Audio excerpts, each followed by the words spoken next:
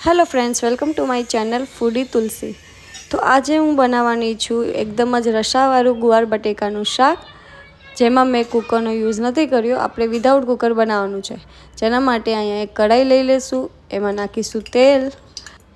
ગુવાર અને બટેકા મેં અહીંયા ચોપ કરી લીધા છે, તો હવે વારાફરતી આપણે બટેટા અને ગુવારને ફ્રાય કરી લેશું। તો અહીંયા મેં બટેટા એડ કરી દીધા છે અને આપણે અહીંયા સ્લો ફ્લેમ પર લાઇટ બ્રાઉન કલર થાય ત્યાં સુધી આને સારી રીતે ફ્રાય કરી લેશું। ગેસની સ્લો ફ્લેમ પર એટલે મેં ફ્રાય કરું છું કેમ કે આપણા બટેટા અંદરથી બી કાચા ના રહેવા જોઈએ। તો અહીંયા બટેટા સારી રીતે ફ્રાય થઈ ગયા છે। હવે મેં અહીંયા કાઢી લઈશ એમને સાઈડ પર અને ત્યારબાદ અહીંયા આપણે ગુવાર કટ કરેલો એડ કરી દઈશું। હવે ગુવારને બી આપણે સારી રીતે ફ્રાય કરી લેશું। ગુવારને વધારે ટાઈમ નથી લાગતો ફ્રાય કરવા માટે, એટલે મેં થોડો વાર જ ફ્રાય કરીશ એને।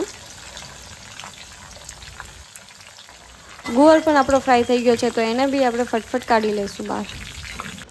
ત્યારબાદ અહીંયા મેં એક્સ્ટ્રા તેલ કાઢી લીધું છે અને માપનું તેલ અહીંયા રાખ્યું છે। ત્યારબાદ એમાં વઘાર કરશું, રાઈ, જીરા, કડી પત્તો અને મેં એક સાઈડમાં અહીંયા લસણની ચટણીની પેસ્ટ બનાવેલી હતી, એ બી સારી રીતે આપણે એડ કરી લઈશું। લસણ સારી રીતે છૂટું થઈ ગયું છે। હવે આપણે આમાં સમારેલી ડુંગળી, ટમેટાં એ બધુંને સારી રીતે હવે મિક્સ કરી લેશું। હવે ત્યારબાદ આપણે અહીંયા રેગ્યુલર મસાલા એડ કરી દઈશું। હળદર પાવડર, ધાણા જીરું, થોડું મરચું પાવડર અને હવે સારી રીતે પાછું મિક્સ કરી લઈશું।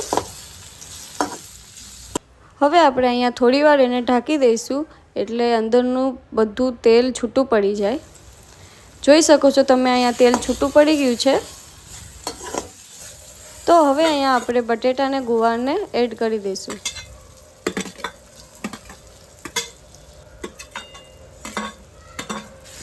આ બધું એડ કરી દીધું છે। હવે સારી રીતે એને પ્રોપર મિક્સ કરવાનું છે। ત્યારબાદ હવે અહીંયા સ્વાદ પ્રમાણે નમક નાખી દઈશું અને પાછું સારી રીતે મિક્સ કરી લઈશું।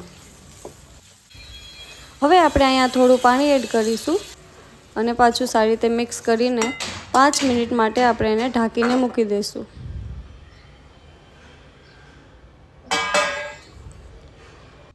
તો તૈયાર છે આપણું એકદમ જ સ્પાઇસી રસાવાળું ગુવાર બટેકાનું શાક।